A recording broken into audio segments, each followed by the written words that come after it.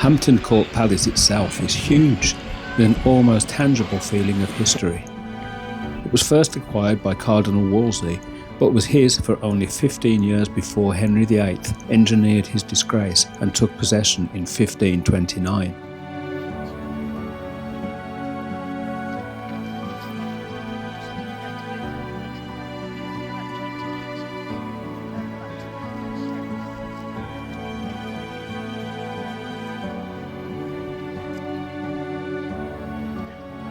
William III and his wife, Mary II, came to the throne in 1689. They rapidly began rebuilding the palace with magnificent plans by Sir Christopher Wren.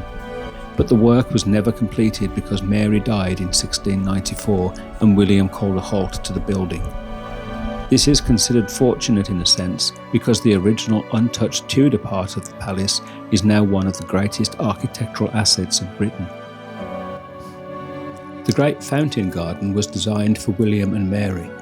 Queen Anne replaced the box with grass, and the original clipped yew trees have since been allowed to grow to a substantial size.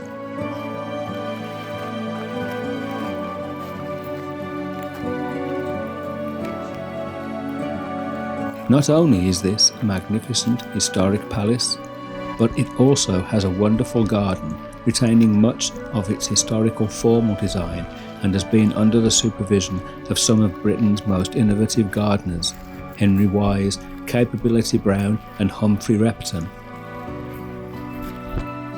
Large Victorian beds, originally for carpet bedding, now contain larger colour-coordinated displays. The long herbaceous borders were introduced in the 1920s.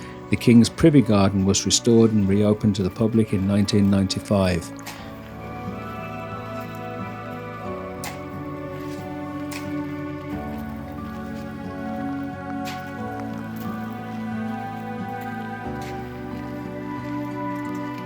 There are beautiful walled rose gardens, a Tudor-style raised walk from which to view the parkland and the gardens, orangeries with splendid statuary, and an impressive chestnut tree avenue planted on exactly the line Wren chose for the unbuilt part of the new palace.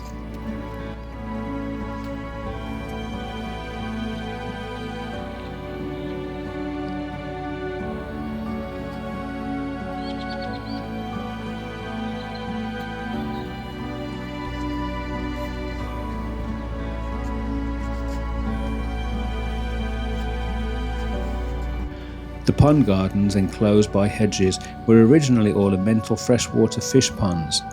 They are now bedded out with a colourful display of annuals and perennials.